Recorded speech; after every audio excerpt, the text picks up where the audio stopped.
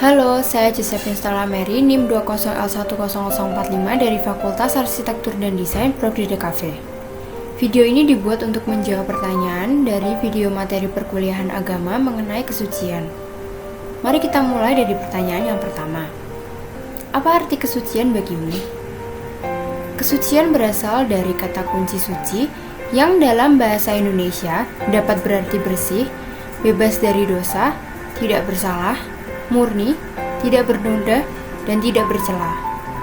Kesucian sendiri, menurut Thesaurus, dapat diartikan dengan kebersihan, kemurnian, ketulusan, dan kesakralan. Dalam perspektif keagamaan, berdasarkan apa yang diajarkan dari Alkitab, suci berarti hati yang terpelihara, bersih dari perasaan negatif seperti dendam, amarah, cemburu, iri, dusta, dan sebagainya. Dapat disimpulkan bahwa kesucian merupakan suatu hal berharga yang patut diperjuangkan dan dipertahankan.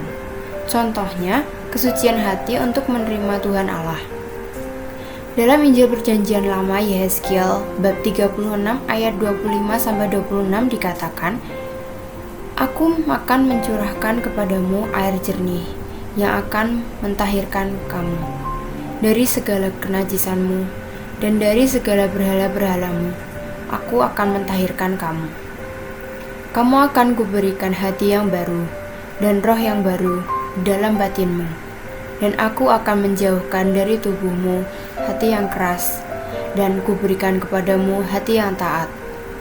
Kata kesucian hati di dalam Injil tersebut menyatakan mengenai masalah kebersihan hati dan juga komitmen. Selanjutnya, pertanyaan yang kedua. Bagaimana proses menuju kesucian itu? Menurut Søren Kierkegaard, seorang teolog dan filsuf Denmark, dalam salah satu bukunya yang berjudul Kesucian Hati berarti memiliki suatu kehendak. Menjadi suci berarti berserah kepada Kristus tanpa kompromi. Inilah cara yang benar dalam melihat atau mengenal Allah. Berhati suci berarti tidak membiarkan sesuatu pun menghalangi pandangan mata kita terhadap Kristus. Lalu, bagaimana cara kita memiliki kesucian tersebut dalam hati? Kesucian tersebut dapat digapai melalui berbagai proses, seperti mencoba untuk mengenal Allah.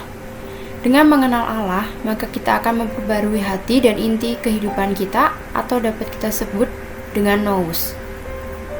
Selain itu, kita harus belajar untuk taat kepada Allah dengan melakukan apa yang diperbolehkan oleh Allah terhadap kita, seperti yang dikatakan dalam Injil Yohanes bab 3 ayat 16-21, bahwa sebagai anak-anak Allah, kita perlu taat kepada Allah.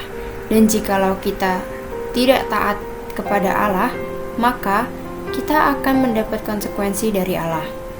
Tentu saja, dalam melakukan proses menuju kesucian ini akan melalui banyak rintangan, konflik, serta cobaan-cobaan yang berat. Karena kesucian memerlukan perjuangan yang tanpa henti dan juga pengorbanan. Sekian dari saya. Mohon maaf apabila ada kesalahan kata. Terima kasih.